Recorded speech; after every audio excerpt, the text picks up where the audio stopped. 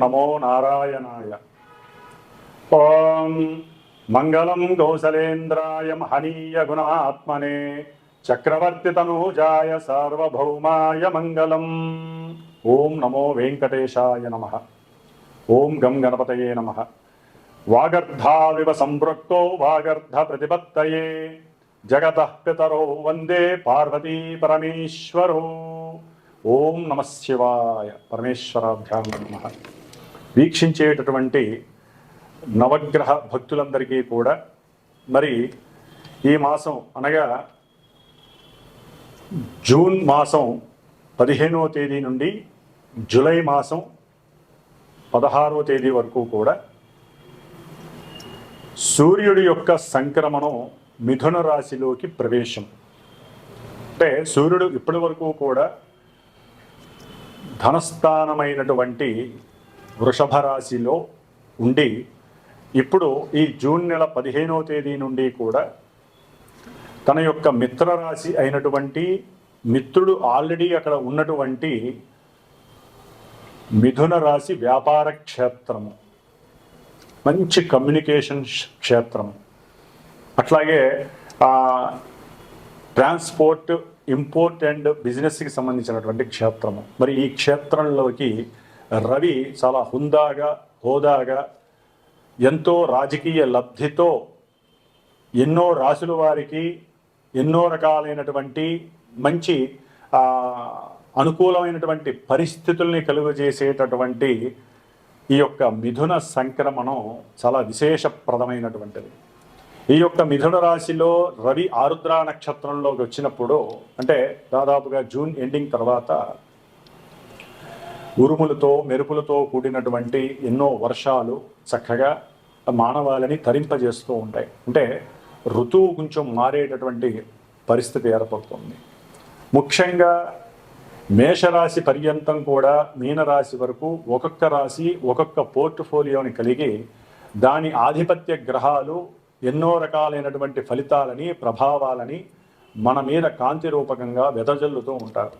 ఇవన్నీ కూడా మనము పూర్వజన్మల్లో చేసుకున్నటువంటి సుకృతాలను బట్టి, దుష్కృతాలను బట్టి ఈ జన్మలో మన జాతకానుసారము, జాతక చక్రంలో ఉన్నటువంటి గ్రహస్థితులు, అవి ఉన్నటువంటి నక్షత్రానుసారంగా ఇప్పుడు ప్రజెంట్ గోచారంలో మనకి జాతకరీత్యా ఉన్నటువంటి చంద్రుడిని అనుసరించి వింశోత్తరి దశారీత్యా ఏ దశలు, అంతర్దశలు, విదశలు నడుస్తున్నాయి. ఆ యొక్క దశానాథులు మరి ఇప్పుడు ప్రజెంట్ లగ్నరీత్యా ఎక్కడున్నారు, అట్లాగే మన యొక్క గోచారంలో చంద్రుడు చాలా విశేషమైనటువంటి ప్రభావాన్ని మన మనసు మీద ప్రభావితం చూపిస్తూ ఉంటాడు.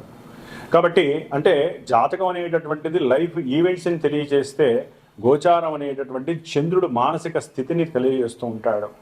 కాబట్టి ఈ యొక్క మానసిక స్థితి గ్రహాల మీద ఆధారపడి ఆ ఉన్నటువంటి నక్షత్రాల ద్వారా ఏ ఏ రాశుల వారికి ఏ ఏ ఫలితాలని ఏ ఏ రకాలుగా కలుగజేస్తారు అనేటటువంటిది మనం మొత్తంగా చెప్పుకోలేకపోయినా కొంచెం క్లుప్తంగా మనకున్నటువంటి వాడుక భాషలో, మనకున్నటువంటి వ్యవహారికంగా జరిగేటటువంటి ఎన్నో మరి ఈ రవిగ్రహం నుంచి కేతుగ్రహం వరకు ఉన్నటువంటి ఆ గ్రహాల యొక్క యుతులు, నక్షత్ర స్థితులు, గతులు, అట్లాగే వాటి యొక్క వీక్షణలు ఆధారంగా ఏ ఏ రాశుల వారికి ఏ ఏ భావాలు, ఏ ఏ భావాల్లో ఉన్న గ్రహాలు ఏ విధంగా యాక్టివేట్ చేస్తాయి అనేటటువంటి విషయ పరిజ్ఞానాన్ని తెలుసుకోవడానికి ఈ మిథున సంక్రమణంలో రవి యొక్క ప్రవేశము, రవితో పాటుగా బుధుడు, అట్లాగే గురుడు.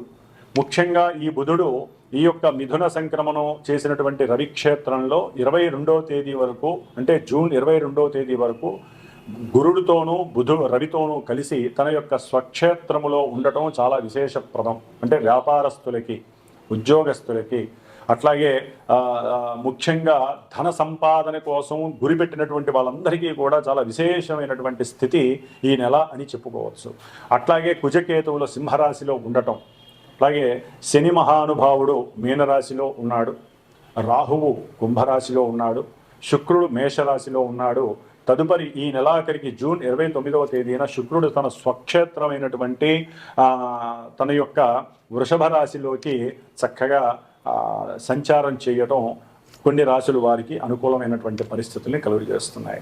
కాబట్టి మేషరాశి నుంచి మీనరాశి వారి వరకు ఏ ఏ నక్షత్రాల వారికి, ఏ ఏ రాశుల వారికి ఈ గ్రహాలు ఏ విధమైనటువంటి పరిస్థితుల్ని కలుగు చేస్తాయి, వారు ఏ విధంగా జాగ్రత్తగా ఉండాలి, ఏ రకమైనటువంటి గ్రహాన్ని ఆరాధించాలి, ఆ గ్రహ అధిష్టాన దేవతని ఉపాసించాలి, అంటే ప్రార్థన చేయాలి, పూజలు చేయాలనే విషయాన్ని తెలుసుకోవాలి.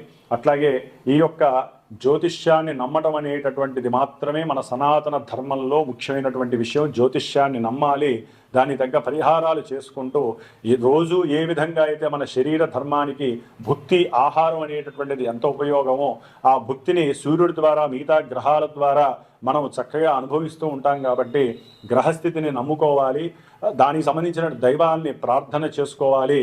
బ్రాహ్మణుల ద్వారా, మంత్రోచ్చారణల ద్వారా, వారి యొక్క ఆశీర్వచన బలంతో మన యొక్క జీవితాలని చాలా ప్రశాంతంగా, నిండుగా, అన్ని రకాలైనటువంటి సౌఖ్యాలతో గడపడం అనేటటువంటిది భగవంతుడు మనకి ఈ జన్మలో ఇచ్చినటువంటి భగవద్భాగ్యంగా మనం భావిస్తూ, మరి ద్వాదశ రాశుల వారికి ఈ యొక్క జూన్ 15వ తేదీ నుండి జూలై 16వ తేదీ వరకు ఏ విధమైనటువంటి ఫలితాలను మనకి కలుగజేస్తున్నారో చక్కగా తెలుసుకుందాం.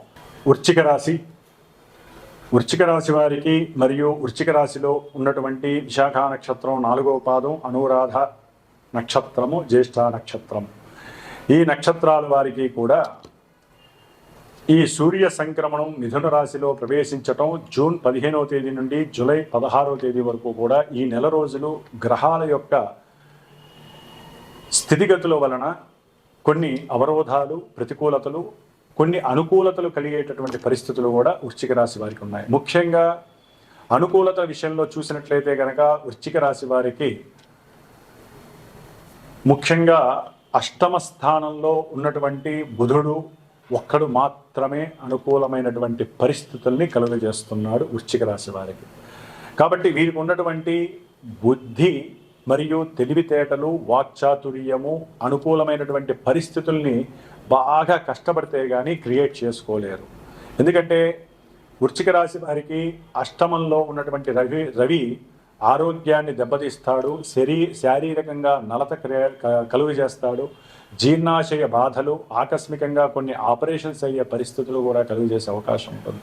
ముఖ భాగము దెబ్బతినే అవకాశం ఉంటుంది. అట్లాగే ముఖ్యంగా పంచమ స్థానానికి అధిపతి అయినటువంటి, అంటే ద్వితీయ పంచమాధిపతి అయినటువంటి గురుడు రవితో కలిసి, ఉద్యోగ స్థానాధిపతి అయినటువంటి రవితో కలిసి అష్టమంలో ఉండటం ద్వారా సంతానానికి సంబంధించినటువంటి ఉద్యోగము కోల్పోవటం, దాని ద్వారా ధనం కోల్పోవటం ద్వారా వీరికి ఉన్నటువంటి అప్పుల బెడద ఎక్కువ అవుతుంది.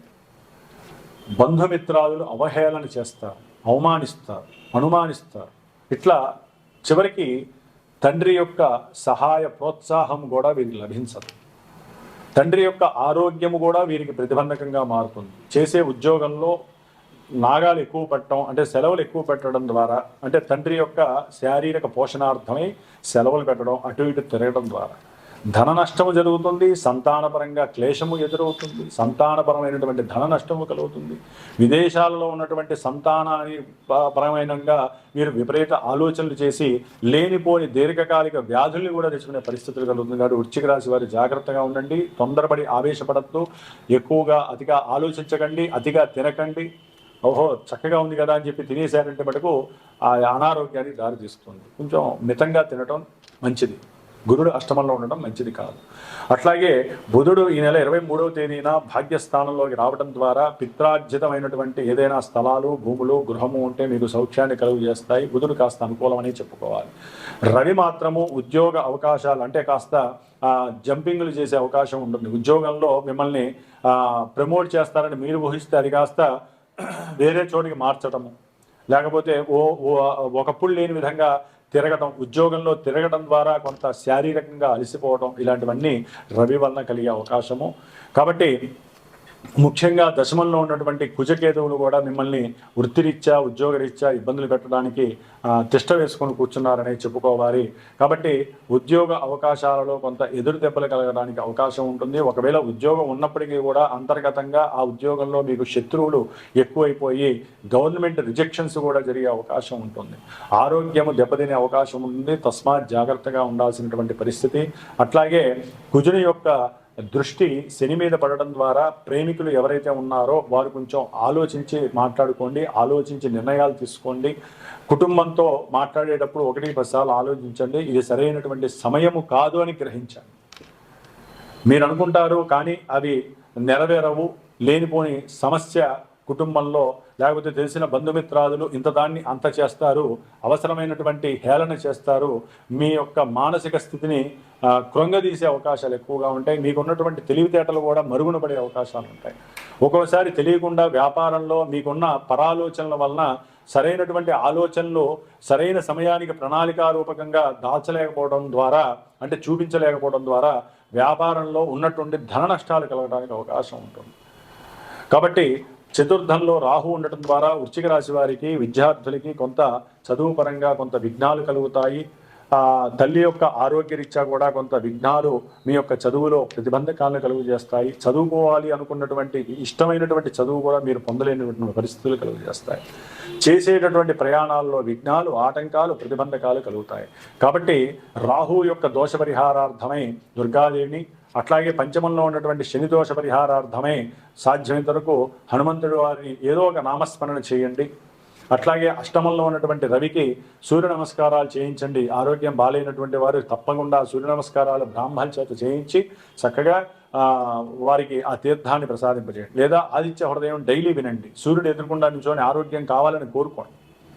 అట్లాగే అష్టమంలో ఉన్నటువంటి గురుడు దత్తాత్రేయుడి యొక్క క్షేత్రానికి వెళ్ళండి, లేదా దత్తాత్రేయుడిని లోపల తలుచుకోండి. దిగంబర దిగంబర శ్రీపాద వల్లభ దిగంబర అని మనసు బాగాలేనప్పుడు తలుచుకోండి. కుటుంబంలో పరిస్థితులు అస్తవ్యస్తంగా ఉన్నప్పుడు ఈ స్వామివారిని తలుచుకోండి. మీకు జ్ఞాన భిక్షని పెడతారు ఆయన దత్తాత్రేయుల వారు.